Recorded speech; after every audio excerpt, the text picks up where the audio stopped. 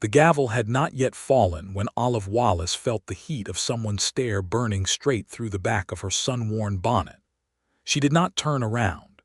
She had learned long ago that turning around was an invitation, and she had stopped issuing invitations to men in the year since her father's death had left her solely responsible for the Wallace Ranch outside of Abilene, Kansas. It was the summer of 1873, the air thick with dust and cattle smell, and the particular desperation of men who believed that anything with 4 legs and a heartbeat was theirs by divine right. $500, the auctioneer bellowed from his raised platform, sweat pouring down the sides of his red face. $500 for this magnificent roan mare, gentlemen. Do I hear $550? Olive had already decided. The roan was not magnificent in the way the auctioneer meant. She was not flashy, not built for show. But Olive had watched the mare for 30 minutes before the bidding began, had studied the way the animal moved, the steadiness behind her dark eyes, the depth of her chest, and the quiet intelligence that made her stand perfectly still while every horse around her shied and stamped at the crowd noise. That kind of stillness under pressure was worth more than $1,000 to a woman running a working cattle ranch alone. $550, a man's voice called from somewhere behind her, deep, unhurried, sure of itself in a way that made the back of her neck prickle with irritation. $600, Olive said clearly, lifting her numbered card. A short silence followed. The auctioneer's eyes moved from Olive to the man behind her, and she caught the flicker of surprise on his face at a woman bidding at all, let alone at $600. $650, the voice behind her said, and this time there was something else in it. Curiosity, she thought. The same way a man studies a card hand he has not seen before. She raised her card again. $700. This time the silence was longer. The auctioneer dabbed at his forehead with a handkerchief. The crowd around them had begun to quiet, the low murmur of side conversations dying as people turned to watch the exchange they did not fully understand but could feel the electricity of. $750, the voice said, and now it was slower, deliberate, like a man who was no longer bidding on a horse but on something he could not name. Olive turned around then. She could not help it. He was tall. That was the first thing she registered, because in a crowd of men wearing hats she still had to look up to find his face. He wore a dark canvas coat despite the heat, the collar open at the throat, and a hat with a straight brim that shadowed his eyes. He had a jaw that looked like it had been carved out of the same limestone bluffs that lined the Smoky Hill River, and eyes the particular shade of gray-green that the Kansas sky turned just before a serious storm. He was already looking at her. Not the way most men looked at a woman at a horse auction in 1873, which was to say, with the mixture of amusement and dismissal that she had learned to expect and ignore. He was looking at her the way she had just been looking at the roan mare, measuring, trying to understand what he was seeing. $800, Olive said, holding his gaze while she said it, and then she turned back to the auctioneer before she could see his expression change. The gavel came down. Hers. She exhaled slowly, allowed herself exactly 2 seconds of satisfaction, and then began moving toward the payment table before the crowd could shift around her. She had almost made it when a hand appeared at her elbow, not grabbing, just arriving, the way a well-mannered dog appears at your side when it wants your attention. Orville Finley, the voice said. I'd like to congratulate you on that purchase. She stopped. She looked at the hand first, which was large and calloused and brown from the sun and wore no ring. Then she looked up at the face beneath the shadowed hat brim and found those gray-green eyes already waiting for her. You already said that last month, she said. He blinked. Just once slowly, the way a man blinks when he has said something perfectly reasonable and discovered it has landed in unexpected territory. I'm sorry. At the spring auction in March, she said, the black gelding, you bid up to $340 and I paid $360. You introduced yourself then too, Orville Finley. She let the name sit between them. I have a good memory. Something moved across his face, and she could not quite name it, but it sat somewhere between embarrassment and delight in an arrangement she had not seen before on a man who looked like he had built himself out of hard weather and harder work. "You're right," he said, and his voice had changed, the rehearsed ease gone out of it, replaced by something more real. "I did. You didn't give me your name then either." "No," she agreed pleasantly. "I didn't." She walked to the payment table. She could feel him standing there behind her, still as the roan mare, and she found herself hoping he would not follow and hoping he would, both at once, which annoyed her considerably. Olive Wallace had not come to Abilene in the summer of 1873 looking for complication. She had come because the roan mare at this auction was reportedly the half-sister of a stallion out of Texas bloodlines that she had been trying to trace for 3 years. Because good breeding stock was the difference between a ranch that survived and one that didn't.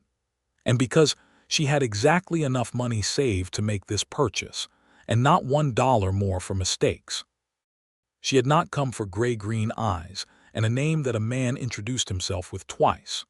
Her father, Richard Wallace, had built the Wallace Ranch from nothing in 1852 with 30 head of cattle, and a stubbornness that the Kansas prairie had respected enough to leave mostly intact. He had died in March of 1872 of a fever that came on fast and left faster, taking him in under a week, and had left the ranch to Olive because there was no one else. Her mother had died when Olive was 7. She had no siblings. She had a ranch hand named Clem Garber, who was 61 years old and knew horses the way some men knew scripture, and a neighboring rancher named Dale Hutchins who had spent the 14 months since her father's death trying to convince her to sell and marry him in some order that he had not yet fully decided on. She wanted neither. What she wanted was the roan mare, a good harvest of hay before first frost, and maybe one season where nothing went catastrophically wrong. She settled up with the auction house, collected the paperwork, and went to find her horse. The roan stood in the holding pen with the particular patience of an animal that has decided the world will proceed at its own speed regardless of her preferences and has made peace with this. Olive ran her hands down the animal's legs, checked her teeth again, looked at her eyes up close. "Good girl," she said quietly. "You're coming home." She's from a line out of the Comanche horse country. Olive did not startle. She was proud of this later. She simply kept her hands on the mare's neck and said, without turning, "I know." Her dam was a captured Comanche warhorse that a rancher in Texas bought at a sale in Waco in 1865. Her sire was a Morgan out of Ohio. "I've been researching her bloodline for 3 years. A pause, then, "That's why you outbid me." "That's why I outbid you both times," she said, and now she did turn because she wanted to see his face when she said it. He was leaning against the fence rail with his arms folded and his hat pushed back on his head, and she could see his face more clearly now in the afternoon light.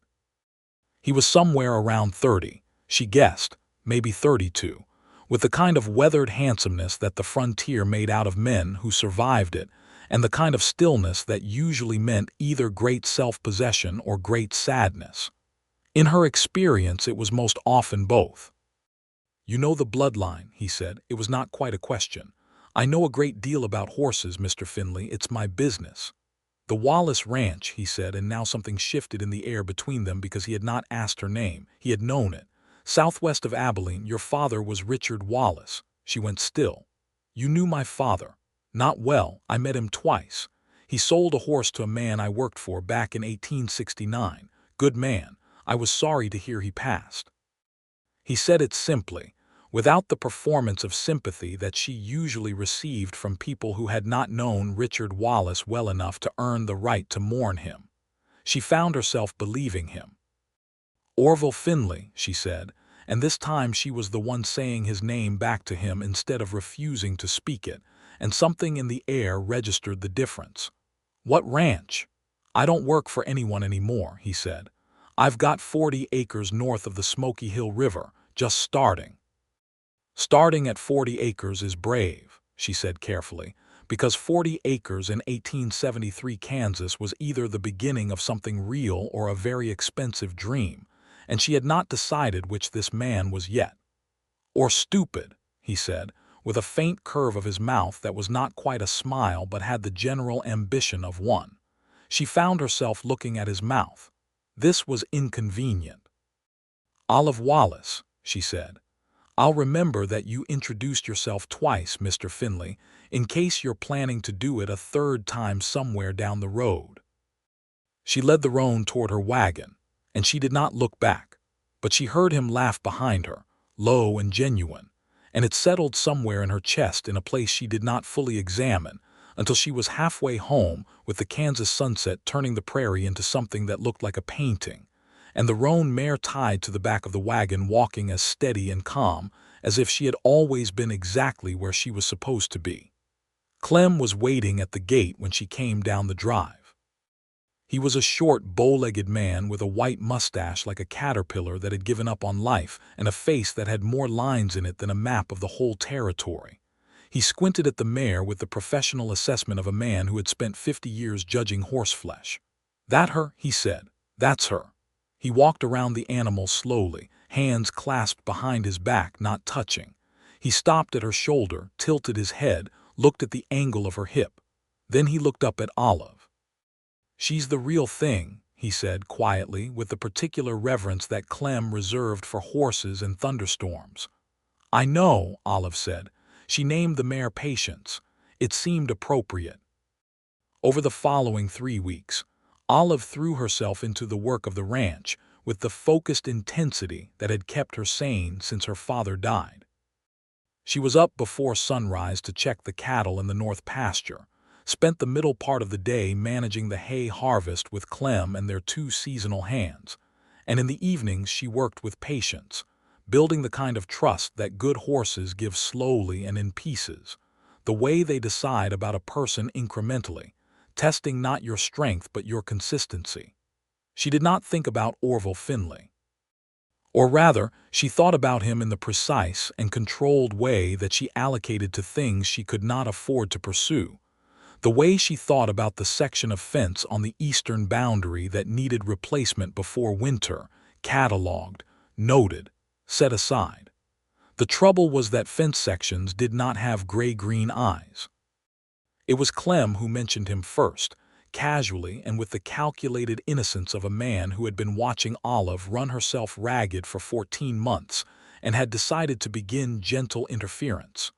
"Heard there's a new man setting up north of the river," Clem said one evening, not looking up from the bridle he was mending. "I heard that too," Olive said. Clem kept his eyes on the leather. Orville Finley, from Missouri originally, spent several years working cattle drives on the Kishom Trail, good with horses from what I hear. Olive set down the ledger she was updating. "From what you hear where?" "Town," Clem said with enormous simplicity. "You went into town yesterday for flour and came back with a biography of a man who owns 40 acres north of the river." Clem looked up. His expression was the image of innocence. "He also came into Jenkins' hardware store while I was there. We talked." Olive picked up her ledger. "I'm sure you did." "He asked about you," Clem said, returning to the bridle as if he had said something of no particular significance. The pencil stopped moving on the page. "He what?" "Asked whether the Wallace ranch was everything it looked like from the road." Clem's mustache twitched. "I told him it was considerably more." Olive Wallace set the ledger down very precisely and looked at the ceiling of the barn for a count of 3. Then she picked the ledger back up and kept writing. "He's too curious," she said. "Men who aren't curious don't amount to much," Clem observed. "Men who are too curious end up in other people's business. Might be he's interested in good business of his own." Clem bit off a thread with his teeth. "Could use a neighbor who knows what he's doing out there north of the river. That land can be brutal in the winter. He'll figure that out. Or he'll need help figuring it out," Clem said, and put the bridle on the hook and walked out of the barn with the unhurried satisfaction of a man who has planted a seed and is prepared to let it grow at its own pace. Olive stared at the page of numbers. Then she put the pencil down, leaned her elbows on the table, and pressed her palms against her eyes. She was 27 years old. She had been running this ranch alone for 14 months. She had fought off 3 attempts by Dale Hutchins to purchase her land at criminally low prices, and one actual proposal of marriage, delivered with such a combination of condescension and financial threat, that she had asked him to leave her property and not return without a written appointment. She had managed a drought in June, a fence break that had cost her 2 days and 12 cattle in July, and a dispute with a neighboring farmer over water rights that she had resolved by reading the territorial land statutes more carefully than the farmer had. She was not afraid of work, difficulty, or men who underestimated her. She was afraid of something she could not manage. Something that showed up at horse auctions twice and introduced itself both times with those eyes that read her the way she read bloodlines, carefully and with genuine interest in what they found. It was the last Friday of August when she saw him again. She had driven into Abilene for supplies, the usual errand, flour and salt and lamp oil, and a specific type of harness fitting that Jenkins Hardware was the only place in 3 counties that stocked. The town was busy with the tail end of cattle drive season, the streets loud with the particular energy of men who had spent 3 months on the trail and were now spending money with the enthusiasm of people who have temporarily forgotten what consequences feel like. She was coming out of Jenkins with her parcel when she nearly walked directly into Orville Finley. He caught the box before it hit the ground, his hands closing around the sides of it an instant before she would have lost it, and then they were both holding it, her hands and his, and she was close enough to him to smell the particular combination of horse and leather and something clean underneath that she found completely unhelpful. "Miss Wallace," he said. "Mr. Finley," she said, "you can let go of the box." He let go of the box. She felt it immediately, which annoyed her. "Are you in town for supplies?" he asked, which was such an obvious question that she almost laughed. "No," she said. "I come to Abilene on Fridays to lose expensive parcels in the street." "Are you in town for supplies?" He did laugh this time. It was a real one, not polished. It started somewhere in his chest and came out before he quite had it sorted, and she thought it was possibly the most genuine sound she had heard from a person in months. "Yes," he said, "and I was going to stop by Jenkins anyway. Could I carry that to your wagon? I'm capable of carrying it myself." "I know you are," he said, without any inflection of concession or apology, simply as a fact. "I was asking if I could." She looked at him for a moment. He was wearing the same dark canvas coat, or one like it, and the straight-brimmed hat, and he was standing in the middle of the Abilene street in full August sun looking at her with a patience that reminded her, in the most inconvenient possible way, of the roan mare in the moment before she decided Olive was worth trusting. "All right," she said. They walked to her wagon. He set the box in the back and turned to her with his hands in his pockets, not reaching for anything else, not pressing, just present. "I hear you've been up to remarkable things with that mare," he said. "Clem talks a great deal for a man who claims not to," she said, but she could not prevent some of the pleasure she felt about patience from reaching her voice. "He said you've been working her for 3 weeks and she's already taking direction better than horses twice her age and experience. He said she's going to be exceptional." "Clem is not wrong about horses," Olive acknowledged. "He's not wrong about much," Orville said. "He told me about the water rights dispute you settled. Said you read the territorial statutes." "I did." "He's very proud of you," Orville said. "He talks about you the way a man talks about his own child." Something hot and unexpectedly painful arrived behind Olive's eyes. She looked away from him, out at the street, at the dust and the horses and the rough wooden storefronts of Abilene in 1873, and pressed the feeling back down into the place where she kept things that were too large for the current moment. "Clem has been with the Wallace ranch since before I was born," she said, when she was sure her voice was level. "He was with my father from the beginning." "That kind of loyalty is rare," Orville said quietly. "Yes," she agreed, "it is." A pause opened between them that was different from the pauses before it, warmer somehow, less like a gap and more like a place. "I'm going to need some advice," he said then, and his voice shifted into something more direct, as if he had decided something. "About the land north of the river, winter preparation. The drainage on the north field is concerning me, and I know your ranch shares the watershed. I'd like to talk through what I'm planning to do before I do it, in case it creates any problem downstream." She turned back to look at him. He was not looking away. "That's a very responsible approach for a new neighbor," she said carefully. "I'm trying to be a responsible neighbor," he said. "Among other things." "Among other things," she repeated. He held her gaze. "Would you be willing to come look at the drainage? I'd value your opinion. I'll pay you for your time as a consultant if that makes it a more comfortable arrangement." It was the right thing to say. She recognized this, even as she simultaneously recognized that he had said it for exactly that reason, not as a manipulation, but as a demonstration that he understood her position and had no intention of making it awkward. It made the offer easier and him more difficult at the same time. "I don't need to be paid to look at drainage on property that might affect my watershed," she said. "I'll come Saturday if the weather holds." "Saturday," he said. "I'll have coffee." She climbed to the wagon seat. "I'll have already had coffee, Mr. Finley." "Then I'll have it anyway," he said, "in case you change your mind." She drove out of Abilene without looking back, and she was not entirely sure whether she was being admirably self-controlled or simply dramatic. She decided it was both, which seemed appropriate for the situation. Saturday arrived with the clean, hard light of late August in Kansas, a sky so blue it looked almost violent, and a wind out of the northwest carrying the first faint suggestion of the autumn that was coming. Olive rode Patience for the first time on the trip north of the river, which was partly practical, wanting to assess the mare on a longer ride, and partly something she did not examine. Orville Finley's 40 acres were not what she had expected, and she found herself revising her estimates of him upward as she rode in through his gate. The property was raw, the way new operations always were, but it was not chaotic. There was a systematic quality to the work being done, the fencing laid out in clean lines, the small barn erected at an angle to catch the prevailing wind in the right direction.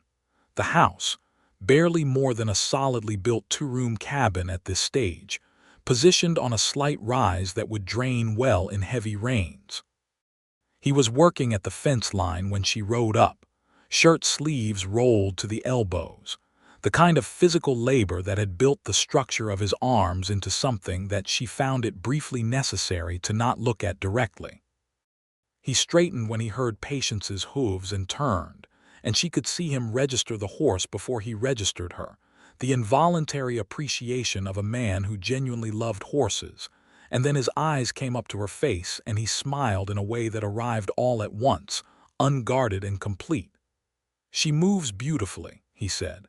"She does," Olive agreed, swinging down from the saddle. They walked the north field together, and for a long time neither of them said anything personal. They talked about drainage grades and soil composition, and the way the river bend created a specific flooding risk in spring melt that had taken out 2 operations farther north in the 1860s. He asked precise questions and listened to her answers without interruption or the need to restate things she had already said clearly, which she appreciated more than she had words for, because most men she dealt with professionally managed to combine those two habits in ways that consumed tremendous amounts of her patience. He had clearly done his research.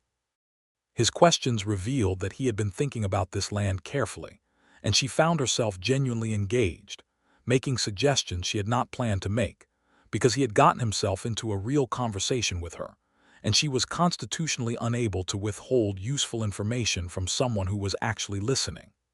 They ended up standing by the river bank with the smoky hill moving past them in its flat, brown, unhurried way, and she realized they had been talking for 2 hours.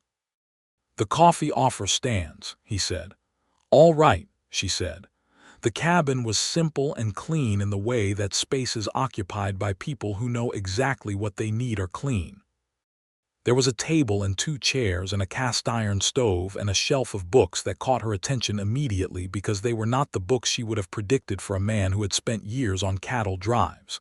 She went closer without thinking. He came in behind her with the coffee pot and watched her read the spines. There was a volume of Emerson, a surveying manual, a battered copy of something in Spanish, a dictionary, and what appeared to be a treatise on horse breeding from England. "You read Spanish?" She said. "I learned it on the drives," he said, pouring coffee into a tin cup and setting it on the table. "The Mexican vaqueros were the best horsemen I ever worked with. I wanted to understand what they were saying." She picked up the horse breeding treatise and opened it. It was annotated in the margins in a cramped, precise handwriting. "This is yours," she said. "These are your notes." "Yes." She leafed through a few pages. His observations were incisive. He had noted disagreements with the author's conclusions about conformation with specific examples from horses he had evidently known personally. He had added a supplementary reading list in the back cover. She put the book down and picked up the coffee. "You're more complicated than you look," she said. "Most things are," he said, sitting down across from her. "What are you actually trying to build here?" she said. 40 acres is not enough for a cattle operation of any meaningful size. The land north of the river is good, but it's not cattle country in the same way as farther south." "Horses," he said simply. "I want to breed horses. Working horses primarily, but with the kind of careful bloodline management that people in this territory don't bother with because they think it doesn't matter out here." He paused. "It matters. The quality of the horse underneath you on a cattle drive or a border crossing or a hard winter day is the difference between getting home and not." Olive set her coffee cup down slowly. 3 years, she said. He looked at her. "That's how long I've been working on the Wallace breeding program," she said. "That's why I've been tracking the Roan's bloodline for 3 years. I'm building something specifically designed for working utility and long-term soundness. Not show horses, horses that last." He was very still. "I know," he said. "I've been watching your program from a distance. The black gelding I was bidding on in March was also from a bloodline I was tracking. I lost that one to you too." The realization arrived slowly and then all at once, the way the best revelations do. "You knew who I was at the spring auction," she said. "I knew you were Richard Wallace's daughter. I knew about the Wallace breeding program generally. I didn't know." He stopped, looked at his coffee cup, then back up at her. "I didn't know you specifically, not until I saw you." "You introduced yourself," she said. "I introduced myself," he agreed, "because I thought this is a person I need to know. Not because of the ranch, because of the way you stood there bidding on that horse like the entire crowd of men around you was simply weather." Olive looked at him for a long moment. Outside the cabin window, the Kansas prairie extended in every direction under that violent blue sky, and Patience was tied at the fence post with the same serene patience that had earned her name, and somewhere a hawk was making its long, slow circles over the grassland. "I'm not easy," she said. This was the most honest thing she could have said. "I am not a restful person to be around. I have opinions about everything, and I will not pretend otherwise for the sake of comfort. I have a ranch to run that takes everything I have to give, and I will not allow that to be undermined by anyone for any reason." "I know," he said. "I'm not looking for restful." "You should think carefully about what you're looking for," she said, because she had learned that men often thought they wanted one thing until they discovered the reality of it. "I've thought about nothing else since March," he said, with a directness that landed somewhere behind her sternum and stayed there. She stood up. Not because she was uncomfortable, but because she needed to be moving when her heart was doing what it was currently doing. "I'll think about this," she said. "That's fair," he said, standing too, and again he did not push, did not reach for more than she was offering, and she thought that perhaps this was the most important thing about him, not the eyes or the books or the way he knew the Spanish for horse commands, but the particular quality of his restraint, the sense that it came not from indifference but from respect. "Thank you for the coffee," she said. "Thank you for the drainage advice," he said. "I mean that. You potentially saved the North Field." She walked out to Patience, untied her, mounted, and looked down at him from the saddle. "Saturday," she said. "Next Saturday, if you want to talk about the breeding program." Seriously, as a potential collaboration. Something in his face did something quiet and significant. "Yes," he said, "I'd like that." She rode south in the long afternoon light, and patience moved beneath her like a conversation, steady and responsive and full of promise, and Olive Wallace allowed herself, for the first time in 14 months, to feel something that was not grief or determination. It felt like possibility. She was not naive enough to trust it immediately, but she was honest enough not to pretend it wasn't there. The Saturdays became a habit. By the third one, they were spending the entire afternoon together, walking properties, comparing notes, arguing pleasurably about bloodlines and feeding programs and the relative merits of different fence construction methods. And Clem had begun greeting her return home in the evenings, with a composure so deliberately neutral that it constituted a form of editorial commentary. By the fourth Saturday, she had told him about the water rights dispute and her father's death, and the particular loneliness of running a business in a territory where most of the men she dealt with professionally were simultaneously trying to purchase her land from under her. He had listened to all of it without trying to solve it, and then had said, "Your father built something real and you're making it more real. That's not a small thing." And she had understood that he meant it and that he was right. By the fifth Saturday, Clem had made himself conspicuously absent from the Wallace ranch for the afternoon under a pretext so thin it was almost transparent. And Orville Finley had helped Olive repair the section of eastern fence that had been on her mental list since August, and they had spent 3 hours working side by side in companionable silence, broken by the occasional exchange that was as easy and natural as breathing. And she had thought, somewhere in the middle of the third hour, this is what it feels like when something is right. It frightened her considerably, not because she did not want it, because she wanted it very much, and wanting things very much had historically preceded losing them, and she had lost enough. It was on a Tuesday in September, not a Saturday, when Dale Hutchins arrived at the Wallace ranch. He came alone, which was unusual. He typically brought his foreman, a man named Tate who was built like a barn and had the conversational warmth of one, as a display of intimidation that Olive had long ago decided to treat as decor. Dale Hutchins was 45 years old, built solidly, with the particular confidence of a man who had made money in a period when the land had been generous and had mistaken his good fortune for personal virtue.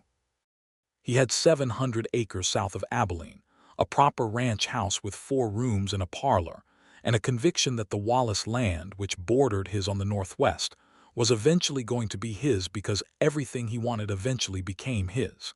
He came to the point faster than usual. "I heard you've been spending time with the Finley man north of the river," he said, standing in her doorway without having been invited inside. "I don't discuss my business arrangements with you, Dale," she said. "He's got 40 acres and a dream," Hutchins said. "He's going to be broke in 2 years. Whatever he's telling you about a partnership, Olive, it's desperation."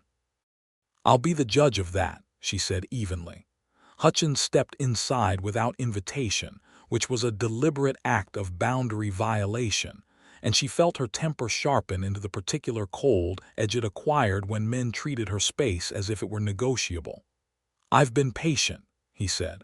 14 months I've been giving you time to come to your senses. You can't run this ranch alone forever. The men don't respect a woman's authority the way they would a man's. The markets are going to get harder and this winter is going to be brutal. You need a partner." "I have one," she said, before she had fully decided to say it. Hutchins went still. "The Finley man," he said, and something ugly moved through his expression. "That's my business," she said, "not yours, and I'd like you to leave my property now, Dale. If you have a genuine business proposition, you may send it in writing through Jenkins' store and I'll read it." Hutchins looked at her for a long moment with that expression she had learned to read, the one that said he was calculating what she was worth as an obstacle compared to what she was worth as an acquisition. "You're going to regret this," he said. "I'll manage that on my own," she said. "Goodbye," he left.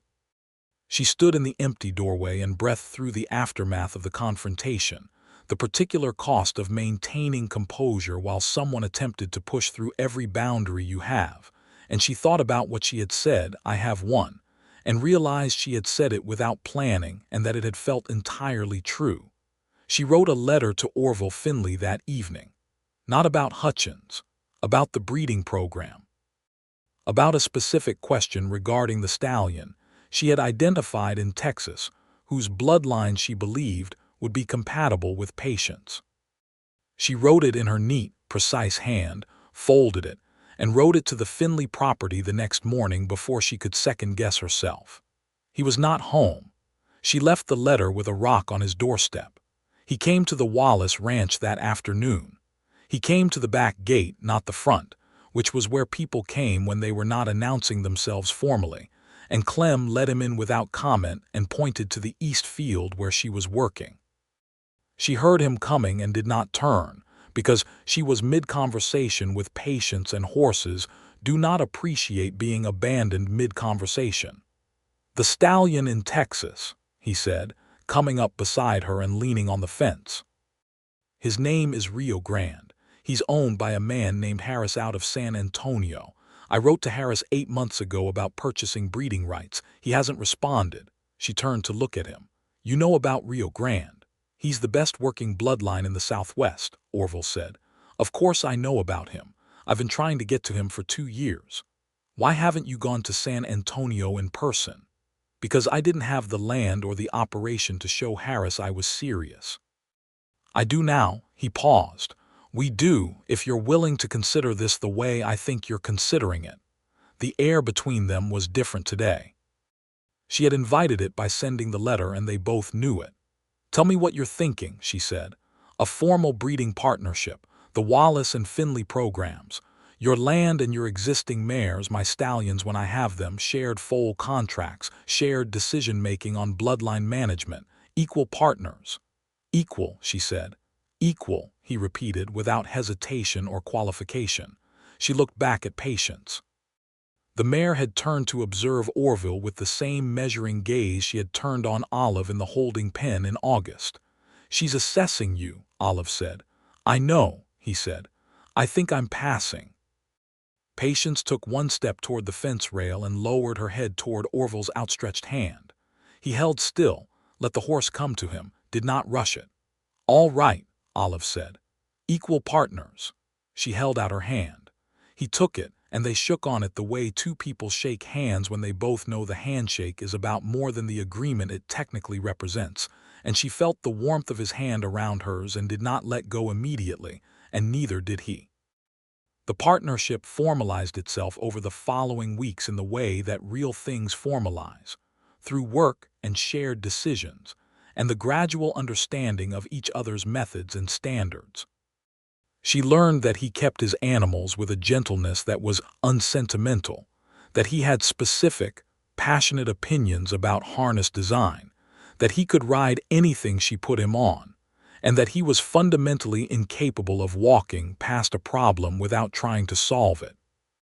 He learned that she was right about almost everything, which she knew was both a pleasure and an occasional frustration for him, and that she pushed herself harder than she pushed anyone else, and that the way to reach her was not with force or argument but with honesty. October came, and the nights turned cold. It was on a cold night in early October that the thing between them stopped being manageable. They had been at the Wallace ranch going over the breeding records by lamplight at the kitchen table, and Clem had made coffee, and then excused himself to bed with the practiced subtlety of a man who could read a room, and they had kept working through the records, and then the work had run out, but neither of them had moved to end the evening. The lamplight was warm and the fire in the stove was steady, and outside the wind was doing what the Kansas wind did in October, moving across the prairie with the cold authority of something that owned everything it touched. "Can I ask you something?" Orville said. "Yes," she said. "What are you afraid of?" He said it directly, the way he said most things, not unkindly but without softening. She looked at him across the table. He was waiting with that quality of patience he had, the kind that was not passive but attentive. "Losing things," she said. "I'm afraid of losing things. I lost my mother when I was 7 and my father 14 months ago, and the ranch has been everything I've held on to, and I am—" She stopped, breathed. "I am terrified of wanting something this much and having it taken away." "This much?" he said quietly. "Yes," she said, because there was no point in making him ask the clarifying question.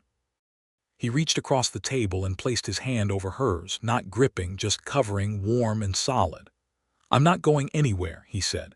"You can't promise that," she said, with the pragmatism of someone who had watched promises become lies, not through dishonesty but through the simple unreliability of the world. "No," he agreed. "I can't. The world is uncertain. I know that as well as you do." He paused. "But I can promise you that whatever I have to give, I'll give it honestly. And I'm not a man who starts things and walks away from them." She looked at his hand over hers. Then she turned her hand over and held his. "I know that," she said. "I've been watching you for 2 months, and I know that." He came around the table and she stood up, and when he kissed her it was quiet and deliberate and warm, and she thought, irrationally, of the moment Patience had lowered her head to his hand, the specific quality of trust that is not given all at once but arrives, piece by piece, until suddenly you realize you are completely in it. She held his face in both her hands and kissed him back, and the Kansas wind moved outside and the fire settled in the stove, and she felt, for the first time since March of 1872, like something had been mended. November brought the first real frost, and with it, complication. Dale Hutchins had not been idle since September. Olive discovered this when the first of the winter hay deliveries she had contracted failed to arrive. An inquiry revealed that Hutchins had purchased the supplier's entire stock at a premium price, specifically to deny it to her.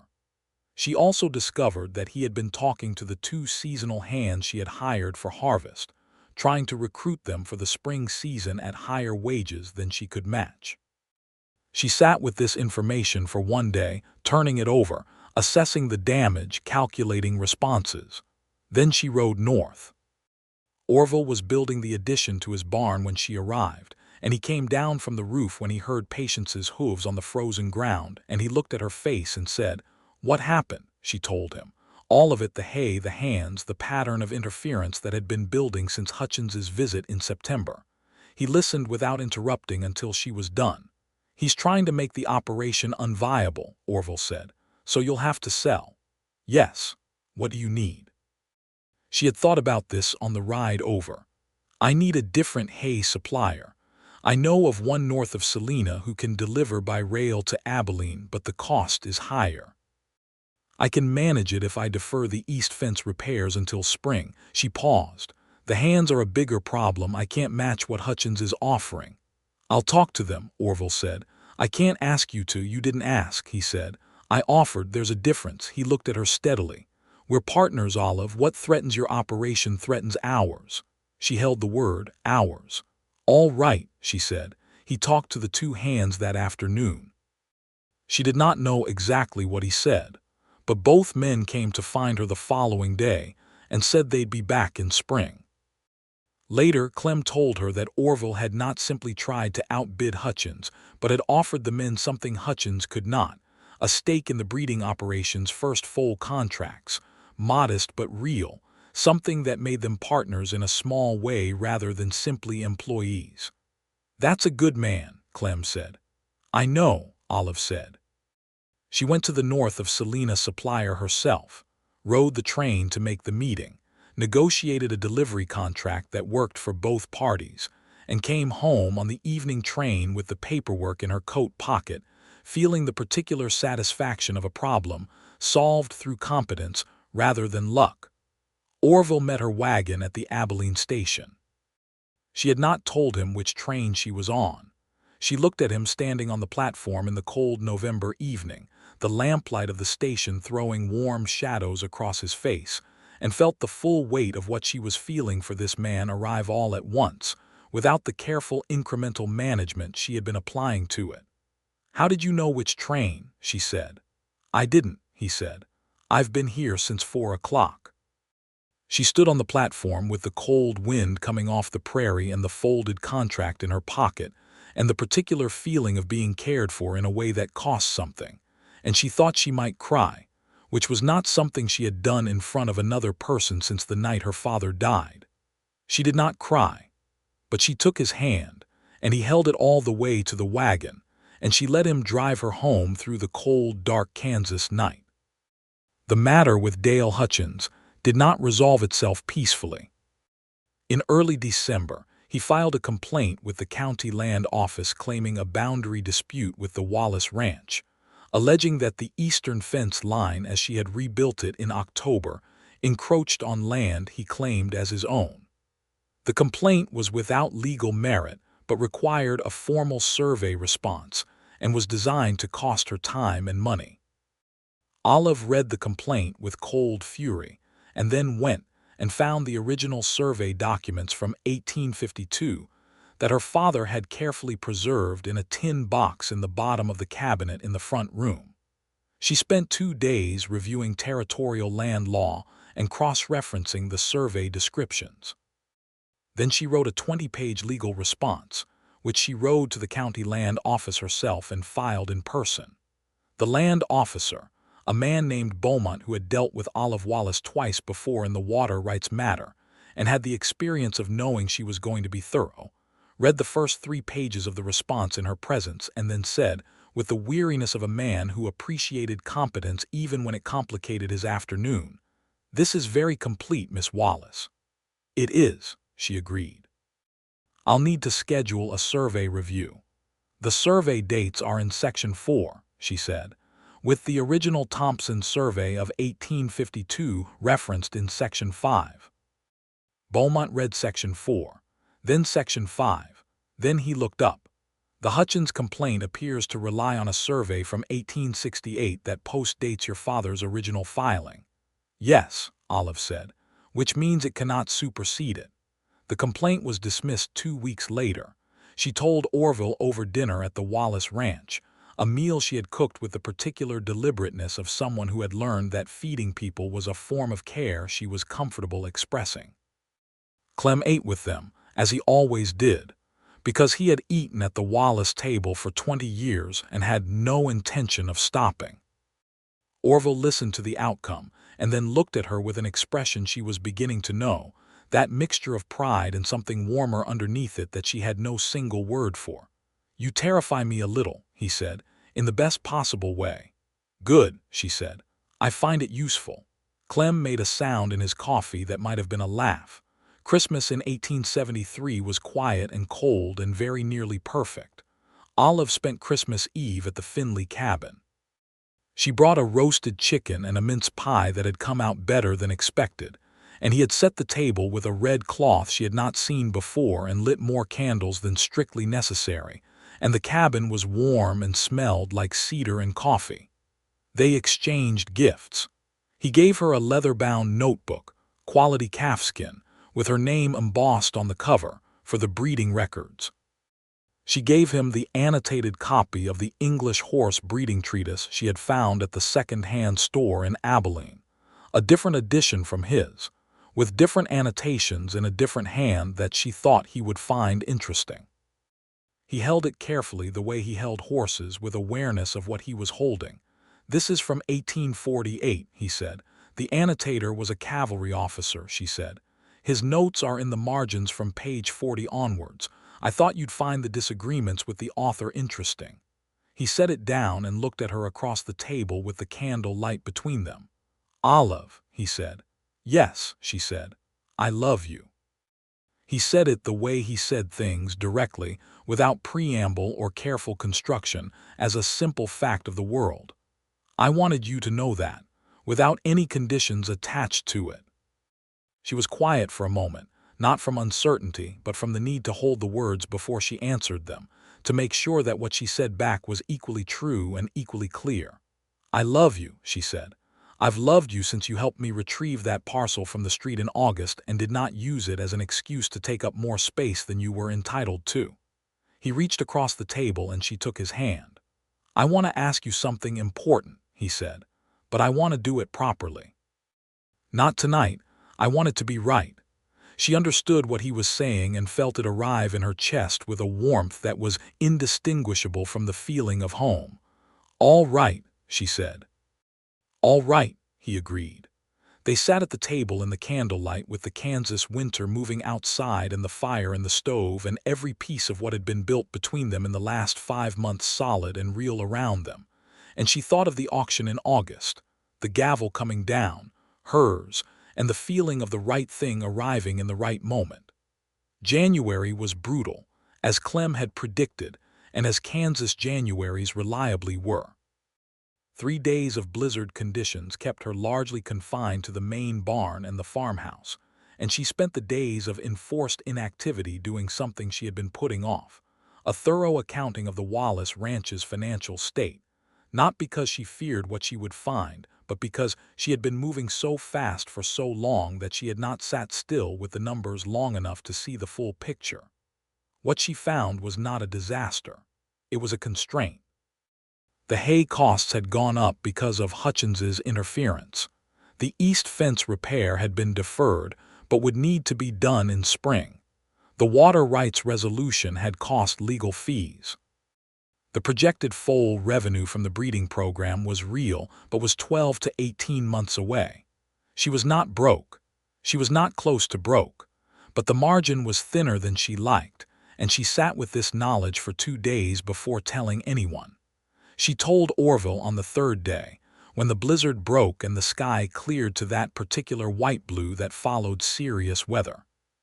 He listened to all of it, then asked 2 specific financial questions, then said, "What would help most in the short term?" "The Selena Hay contract is costing 40% more than the previous supplier," she said. "If we could share the contract between both operations, the cost per unit drops significantly." "Done," he said. "What else?"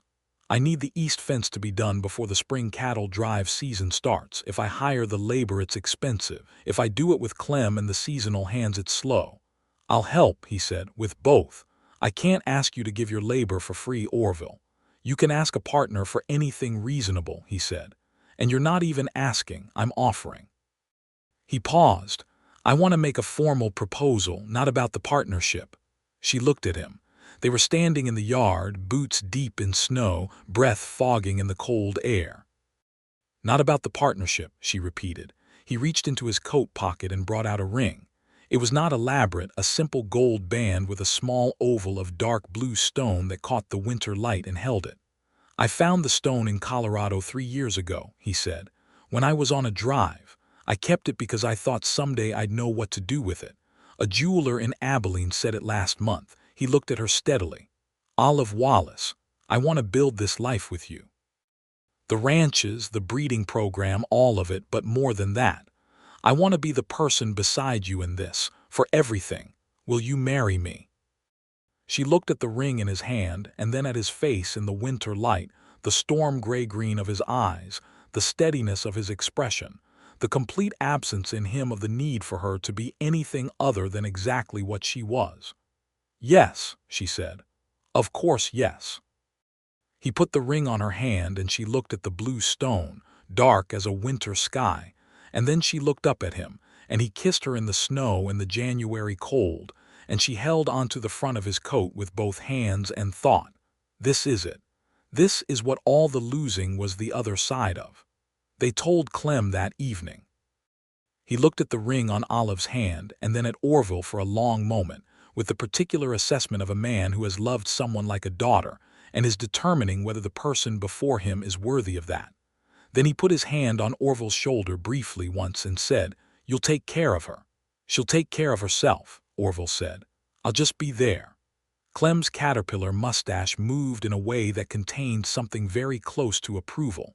He turned to Olive. "Your father would have liked him," he said simply.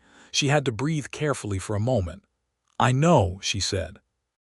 They were married in April, when the prairie was beginning its slow green revival after the long winter. The ceremony was in Abilene, at the small stone church on 2nd Street, officiated by Reverend Marsh, who was a practical man who kept his sermons short in the knowledge that ranching people had livestock to attend to. There were perhaps 30 guests. The people of Abilene who had watched Olive Wallace run her father's ranch with determination and competence and had formed a clear opinion about it. And several people from the ranches north of the river who had encountered Orville Finley in his months of establishing himself in the territory and had formed a clear opinion about him.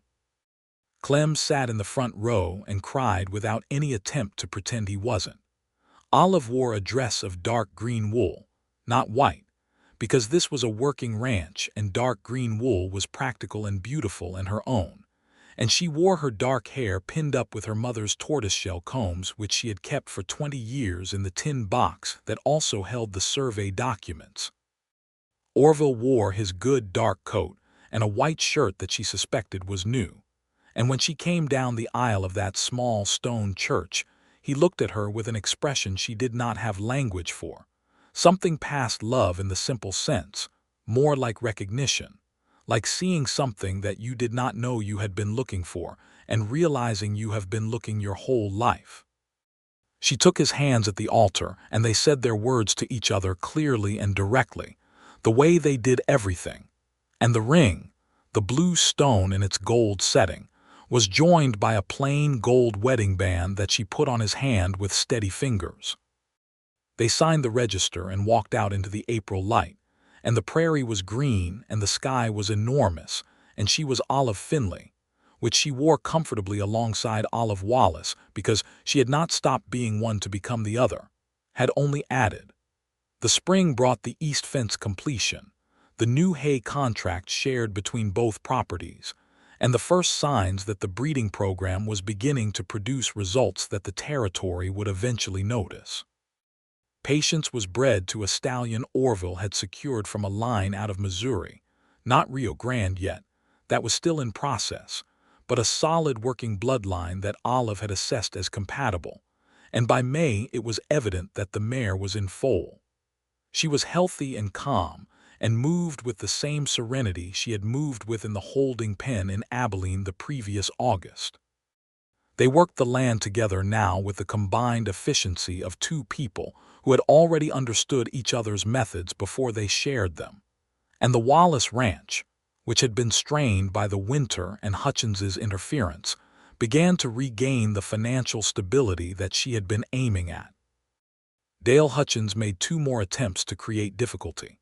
In March, he had spread a rumor in town that the Wallace breeding program was using unsound stock, which was so demonstrably false to anyone who had seen the animals that it damaged his credibility more than hers. In May, he attempted to block the shared hay contract by approaching the Salina supplier, but the contract had been legally drawn, and she had Beaumont the land officer's quiet confidence that it was airtight. After that, Hutchins turned his attention elsewhere, and she heard through Abilene's reliable information network that he had found a more tractable neighbor to the south to pursue his expansion with. She felt not triumph but relief. The absence of an active threat was itself a gift. The letter from Harris in San Antonio arrived in June. It was in response to a correspondence that Orville had sent in March, this time with the full documentation of the combined Wallace and Finley breeding operation, the land holdings, the existing bloodlines, the systematic records, and a proposal that was specific and professional, and demonstrated clearly that they were serious people who understood what they were asking for. Harris wanted to meet in person. This was not a small undertaking. San Antonio was roughly 600 miles from Abilene, a journey of several days by stage and rail in 1873, expensive and time-consuming. They discussed it for 2 evenings and then Olive said, "Go." "We should both go," Orville said. "One of us needs to stay with the operation. Patience is 3 months along. Clem can't manage everything alone. It should be you because you've been in contact with Harris from the beginning and he knows your name." Orville looked at her. "I don't like leaving you alone with the operation. I ran this operation alone for 14 months, she said, with no sharpness, simply as fact. "I know," he said. "I don't like it for other reasons." She reached across the table and took his hand. "Go make us the best deal you can with Rio Grande. Come back in 2 weeks. I'll be here." He went. Those 2 weeks were busy in the way that good ranch operation was busy, full and purposeful, and she had Clem and the 2 spring hands and Patience's growing belly to attend to, and the second cutting of hay to supervise, and a correspondence with a rancher in Oklahoma who was interested in a foal contract for the following year. She also found in those 2 weeks that she missed Orville Finley with a specificity that was both new and informative. Not just his presence or his usefulness, but the particular quality of his attention, the way he listened, the way the day was different when he was part of it. She wrote him a letter on day 10. She was not historically a person who wrote letters of sentiment, and the letter was brief, 3 sentences about the ranch, 2 about Patience, and 1 at the end that said, "I find I am better at most things when you are here. Come back when you have the contract." She sent it to the address in San Antonio he had given her, knowing it would probably not reach him before he left, but sending it anyway. He came back on day 14 with the contract, not just breeding rights to Rio Grande for 1 season. Harris had liked them well enough to offer a 5-year agreement with the first right of purchase if he ever decided to sell. She read the contract at the kitchen table while Orville stood by the stove with his coffee, watching her face. "This is extraordinary," she said. "He's a good man who wanted his stallion's line in good hands," Orville said. "I told him about Patience, about the whole program. He was genuinely interested." She looked up from the contract. He had trailed dust on his coat and 3 days of beard from the journey and looked tired in a way that was entirely good, the tiredness of a person who had done a significant thing. She stood up and crossed to him, and he put his coffee down and held her, and she pressed her face against his neck and said into his collar, "I missed you a considerable amount." "I know," he said. "I got your letter." She pulled back to look at him. "I sent it to San Antonio." "You should have left before it arrived." "Harris forwarded it to my hotel in Dallas," he said. "The stage system is more reliable than you'd think." He was smiling, that smile that arrived all at once and didn't wait for permission. "I read it 4 times on the train," she laughed. She had a good laugh, she had been told, full and real, and she felt it come up from somewhere deep where it had been living quietly for a while, waiting. "4 times," she said. "At least," he said, and kissed her. Summer turned into the long, full, golden work of a ranch year finding its rhythm. Patience delivered her foal in late July. A bay colt with a white star on his forehead and the deep, quiet eyes of his dam. He was healthy and strong and stood within 2 hours of birth, which Clem watched with the reverent silence he reserved for significant events. "There," Clem said, when the colt stood for the first time and Patience turned to look at him with an expression that was, even in an animal, unmistakably maternal. "There it is." They named him Prospect because that was what he was. Olive stood at the stall door with Orville's arm around her shoulders watching the colt nose at his mother. And she thought of everything that had led to this moment. The years of research, the auction in August, the first bid and the second bid and the introduction afterward, and the one in spring before it, and the Saturday visits and the winter and the boundary dispute, and the wedding in April and the contract from Harris. All of it a chain of events that had led to this bay colt standing in the golden July light of the Wallace barn. "He's going to be exceptional," Orville said. "He's going to be more than that," she said. By the following spring, the Wallace and Finley breeding program had produced 3 foals from the combined bloodlines, and the Oklahoma rancher had sent a deposit on 2 of them. The reputation of the operation was beginning to move through the territory the way good reputations do, not loudly but persistently, carried by the people who had seen the animals work. Clem had developed a specific attachment to Prospect that he managed to maintain the fiction of professional detachment about while being transparently besotted, and this gave Olive considerable private pleasure. The land north of the river had expanded. Orville had purchased an adjacent 20 acres from a homesteader who had decided Kansas winters were not for him, bringing the Finley property to 60 acres.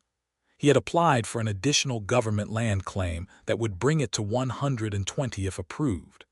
They talked about combining the properties formally, not selling one and folding it into the other, but legally merging them as a single operation, the Wallace and Finley Breeding Ranch. They talked about it over several evenings in the way they talked about everything, from all sides, looking at the practical implications and the symbolic ones. "Your father built the Wallace name," Orville said. "I don't want to see it disappear." "My father built something real," Olive said. "Adding your name to it doesn't erase his, it means it grew." She paused. "He would have understood that. He was a pragmatic man." He was, Orville agreed, because he had asked about Richard Wallace enough and Clem had told him enough that he understood the man even without having known him well. "The Wallace and Finley Ranch," she said, trying it out loud. "Or," he said carefully, "the Wallace Finley Ranch. One name, both." She liked this better. "Yes," she said, "that." They filed the paperwork in Abilene in March of 1875, and Beaumont, the land officer, recorded the combined operation in the territorial registry, with the efficiency of a man who found this particular resolution satisfying. By the summer of 1875, they were doing something she had not allowed herself to fully imagine in the winter of her father's death and the long months of running the ranch alone. They were genuinely prospering. Not wealthy in the sense of the great cattle barons, who were beginning to consolidate the territory under enormous landholdings, but real, sustained, growing prosperity, the kind built from a working operation that produced something of genuine quality and had built its reputation on substance rather than spectacle.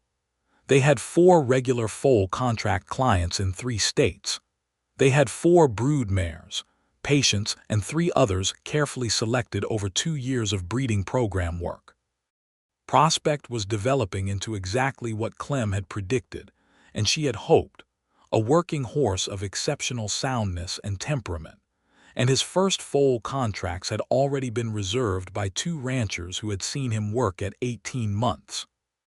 Rio Grande had visited the Wallace Finley Ranch in the spring of 1875 under the terms of the Harris contract, having made the journey north from Texas under the care of a wrangler Harris trusted, and the breeding results from that season would not be known fully until the following year, but the early signs were that the bloodline compatibility was everything the research had suggested.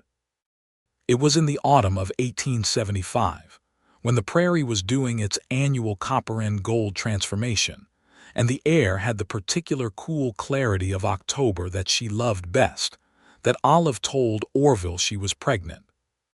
She told him in the barn, which was where important conversations tended to happen between people who spent most of their meaningful time working. She was checking Patience's feet, and he was reviewing the full records at the workbench, and she said, without preamble, because that was how she did things, "I'm going to have a baby in the spring." He set down the papers. She kept her hands on Patience's hoof because she needed something to hold. He came across the barn and crouched down beside her, and she looked up from Patience's foot into his face at close range, those gray-green eyes wide and clear and lit with something she felt settle through her entire body. "Spring," he said. "April roughly," she said. "I've seen the doctor." He put his hand on her face carefully, the way he held things he didn't want to drop. "Olive," he said. "I know," she said. He kissed her forehead and she leaned against him for a moment, just a moment, before they both registered that Patience had become interested in the disruption, and was attempting to put her head in between them with the gentle persistence of a horse who had decided she was central to all important events on this property. They laughed, both of them, against each other, and Patience achieved her goal of inserting herself into the moment with the satisfied expression of an animal who has never doubted her own importance. "We should tell Clem," Orville said. "He already knows," Olive said. "He told me 2 days before I confirmed it with the doctor." Orville looked at her. "How does he know these things?" "Clem knows everything," she said. "I stopped asking." The winter of 1875 to 1876 was not as brutal as the previous 2 had been, and she was grateful for this in the way that pregnant women are grateful for anything that requires slightly less physical expenditure. She continued to work, because she was not constitutionally capable of not working, But Orville and Clem had reached what appeared to be a silent agreement to reorganize the labor, so that the heaviest physical tasks appeared always to have been seen to before she arrived at them, which she chose to appreciate rather than contest. She spent more of the winter evenings by the fire reading and thinking about things she had not had time to think about before, about what she wanted to teach a child, what she wanted them to understand about the land and the horses and the work, and the particular kind of character that got built in people who learned early that the world was large and hard and worth showing up for.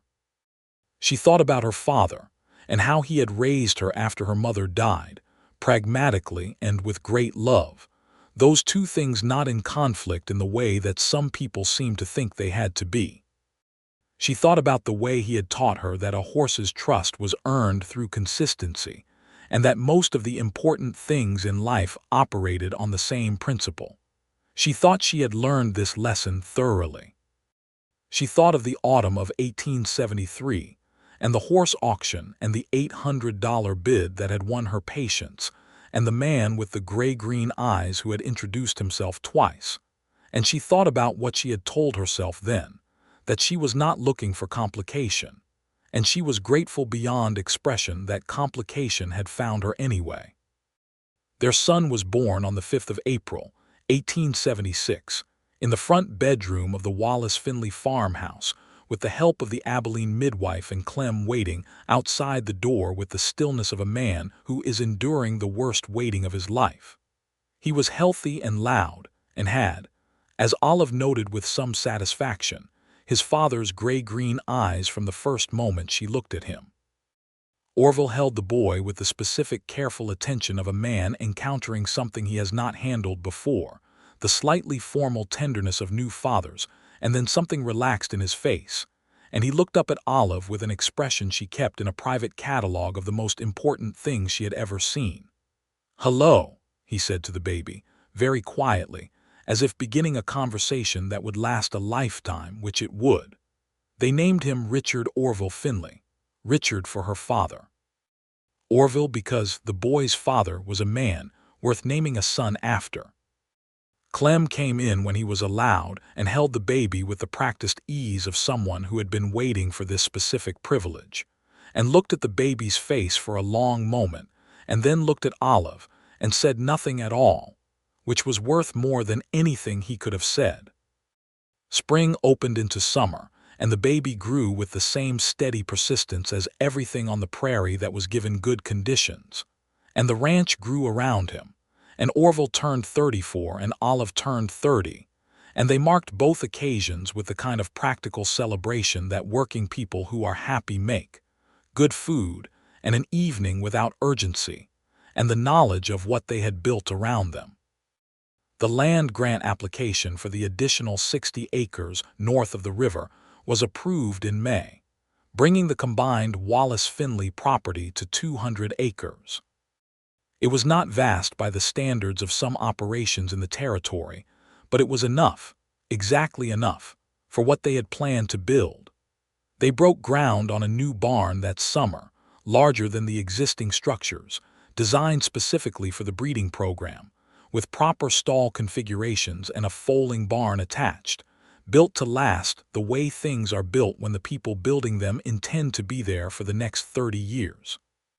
Prospect's first foals arrived that spring, 2 of them, both from carefully selected bloodlines, and both were exactly what the program had been working toward: sound and well-tempered and intelligent, the kind of horses that would work in harness or under saddle, or in the specific demanding conditions of the Kansas territory with equal competence. One of them went to the Oklahoma rancher who had been following the program for 2 years. He came personally to collect his colt and spent an afternoon walking the property and looking at the operation, and before he left he said to Olive, "I've been buying horses for 30 years. This is the best-run breeding operation I've ever seen." She said, "Thank you," and meant it, and watched him drive away with the colt and felt the specific satisfaction of work done well arriving as something more than relief, arriving as joy. By the time Richard Orville Finley was old enough to toddle between Patience's feet without being stepped on, which Patience permitted with the same imperturbable serenity that had characterized her since the Abilene auction, the Wallace Finley Ranch had a reputation that reached well past the Kansas border. They received a letter from a ranching operation in Wyoming that wanted to discuss full contracts for the following year. They received an inquiry from a man in Colorado who was building a stage line and needed reliable working horses in quantity. They had a waiting list for full contracts that stretched 18 months. None of this had happened by accident. All of it had happened through the work that Olive and Orville had built together, slowly and carefully. The way things are built when you understand that the only foundation that lasts is the one made from substance and consistency. Clem was 63 now and moved more slowly and had stopped pretending that his hip did not hurt in cold weather, and they had hired a full-time ranch hand, a young man named Sam, who was 19 and from Missouri, and had learned horses from a family that had raised them for 3 generations, and was hungry to learn everything he didn't yet know. Olive taught him with the directness she brought to everything. He was a good student, which was the quality she valued most in people generally, and he had the particular sensitivity with horses that was not quite a teachable skill, but could be recognized and supported. She was aware that her operation was now large enough that she was employing people, not just using seasonal labor, and she thought about this carefully, about what it meant to be responsible for someone's livelihood and what standards she expected of herself in that responsibility. She paid Sam a fair wage and gave him clear expectations and treated his knowledge with respect while making equally clear what she was not willing to compromise on. In the evenings, after Richard was asleep and Clem had gone to his cabin and Sam was in the bunkhouse, she and Orville sat at the kitchen table, sometimes the way they had sat 2 years ago, when none of this had been certain yet, with the lamp between them and the fire in the stove and the enormous Kansas night outside the window. They talked about everything as they had always talked: the ranch, the horses, the practical considerations of the coming season, and the larger things too, the territory's politics, the question of statehood and land rights, and the treatment of the Comanche and Kiowa peoples whose horse culture had been part of the very bloodlines they were building their program on, a fact that Olive kept present in her thinking, because she believed that acknowledging where things came from was a form of basic honesty. They talked about their son, who had begun making very clear opinions known about everything he encountered, a development that delighted Orville and did not surprise Olive in the slightest. In the autumn of 1877, a second baby was confirmed, and this time Olive told Orville in the kitchen after supper, sitting across the table, and he looked at her with the same expression he had worn in the barn 2 years earlier, the gray-green eyes lit from inside. "When?" he said. "March," she said. He reached across the table, and she took his hand, and they sat like that for a while in the lamplight with the fire in the stove and Richard asleep in the next room, and the horses settled in the barn, and the prairie extending in every direction under the enormous Kansas sky, and she thought, as she sometimes permitted herself to think, about the auction in August of 1873, about the gavel coming down. Hers. And the voice behind her, and the hand that appeared at her elbow, not grabbing, just arriving, and the name offered twice with those gray-green eyes already waiting for her. She thought about how many things had to be exactly right for this to have happened. The specific bloodline research that had brought her to that auction, the specific research he had been doing that had brought him to bid on the same horse, the black gelding in the spring auction before it, the first introduction, the one she had turned away from. 2 horses, 2 bids, 2 introductions.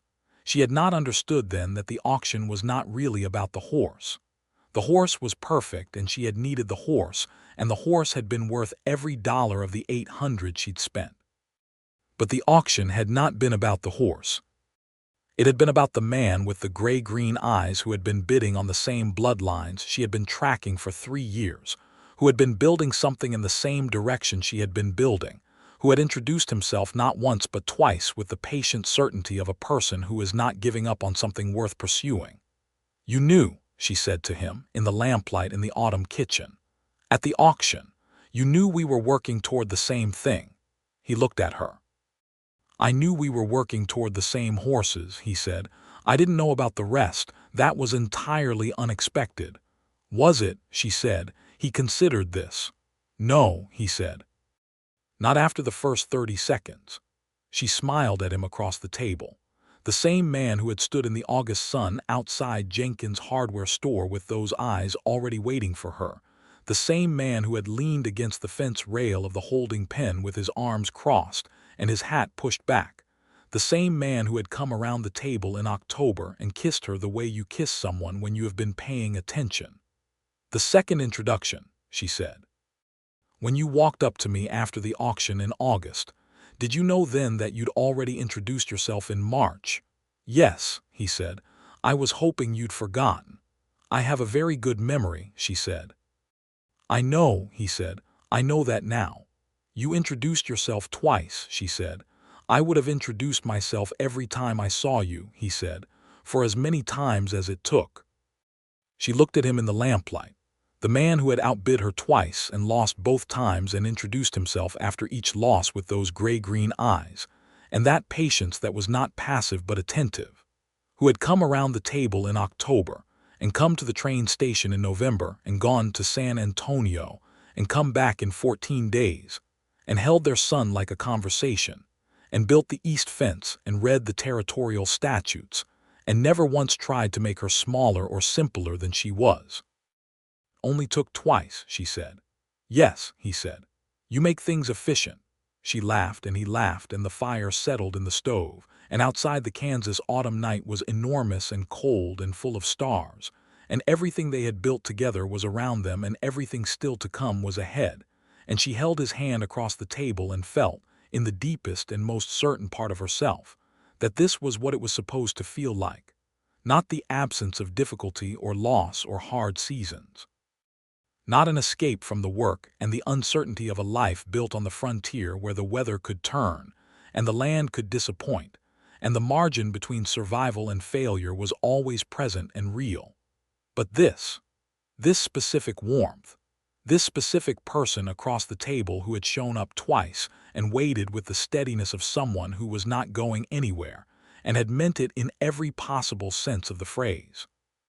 Their daughter was born in March of 1878, on the first warm day after a hard winter, and they named her Clara, after no one in particular, and everyone in the sense that the best names feel inevitable.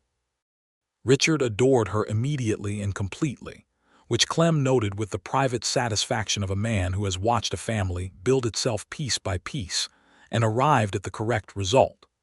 Sam had become, by this point, an integral part of the ranch rather than simply an employee, a young man who had found his purpose in the work and thrown himself into it with the commitment of someone who understands that they have been given something real.